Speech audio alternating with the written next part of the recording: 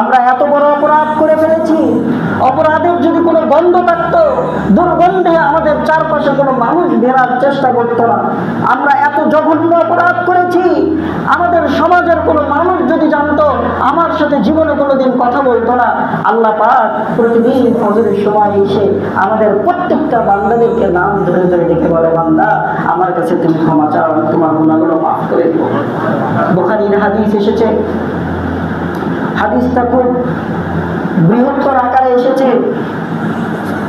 হাদিসের মধ্যে এসেছে রাসূল আকরাম সাল্লাল্লাহু আলাইহি ওয়াসাল্লাম একদিন বসে আছেন, এক লোক হঠাৎ করে এসে বলছেন, ইয়া রাসূলুল্লাহ, আমি আমার জীবনে এত গুনাহ করে ফেলেছি, আমি আমার জীবনে এত বড় অপরাধ করে ফেলেছি, আল্লাহ পাক আমাকে কোনোদিন হয়তো মাফ করবেন না।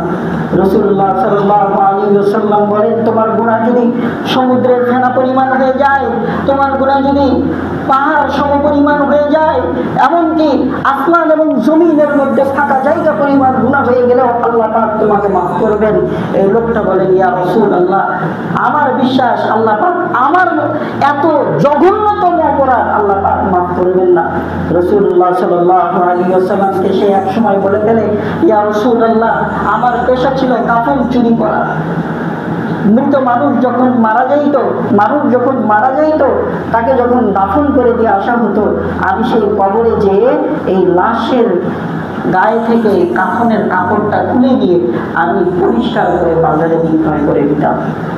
ইয়া রাসূলুল্লাহ, আমি শুধু কাফন চুরি করতাম তাই নয়, আল্লাহ পাক হয়তো এই গুনাহ মাফ করে দিতে পারেন। ইয়া রাসূলুল্লাহ, ইয়া হাবিবাল্লাহ, আমি এত জঘন্যতম অপরাধ করে ফেলেছি, আল্লাহ পাক আমাকে মাফ করবে না মনে হয়।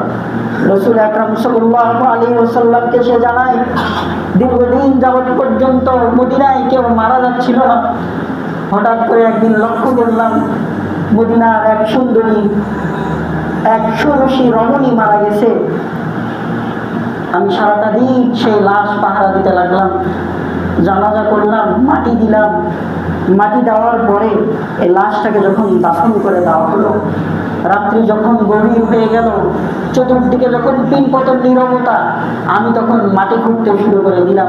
মাটি খুঁড়ে এই মহিলাটির গা থেকে আমি কাফনের কাপড় খুলে নিয়ে হঠাৎ করে মেয়েটির দিকে তাকানোর পরে দেখলাম, মেয়েটি অত্যন্ত সুন্দরী হওয়ায় তার প্রতি আমার খায়সাত তৈরি হয়ে গেল। এক পর্যায়ে আমি তার সাথে জিনায় লিপ্ত হয়ে গেলাম। নাউযুবিল্লাহ। ইয়া রাসূলুল্লাহ, তার সাথে জিনা করে যখন আমি উপরে উঠে চলে আসতেছিলাম, সে পিছন থেকে ডাক দিয়ে বলে, যুবক, আজকে তোমার গায়ে শক্তি আছে, আজকে তোমার গায়ে এতটুকু আল্লাহ পাক শক্তি দিয়ে রেখেছেন, আমি নারী তোমার সাথে সেই শক্তিতে পেরে উঠতে পারলাম না। আল্লাহ পাক তোমার মধ্যে সেই শক্তি, সেই সাহস দিয়েছে, যে সাহস দিয়ে তুমি আমার সর্বশেষ ইজ্জতটাকে তুমি নষ্ট করে ফেললা। যুবক, আমি আমার রবের সাথে কিভাবে আমি উঠবো, কিভাবে সাক্ষাৎ করব? আমাকে তো গোসল দেওয়া হয়েছিল, তুমি আমাকে নাপাক করে দিয়ে গেলা। মহিলাটি ডাক দিয়ে বলতেছে, যুবক, আমি আমার রবের সাথে নাপাক শরীর নিয়ে কিভাবে সাক্ষাৎ করব? আমি আমার জীবদ্দশায় আমার ইজ্জতকে, এই সম্মানটাকে আমি কোনো যুবকের সামনে প্রদর্শন করি নাই, আজকে তুমি আমার এই ইজ্জত, এই সম্মানটাকে নষ্ট করে ফেললা। এই কাফন চোরটাকে যখন এই কথাগুলো বলতেছিল, এই কাফন চোরের অন্তরের মধ্যে কম্পন সৃষ্টি হয়ে গিয়েছিল। এই কাফন চোরটা এই কথাগুলো শোনার পরে পাগলের মতো ব্যাকুল হয়ে গেল। রাসূল আকরাম সাল্লাল্লাহু আলাইহি ওয়াসাল্লামকে এসে বলছেন, ইয়া রাসূলুল্লাহ, ইয়া হাবিবাল্লাহ,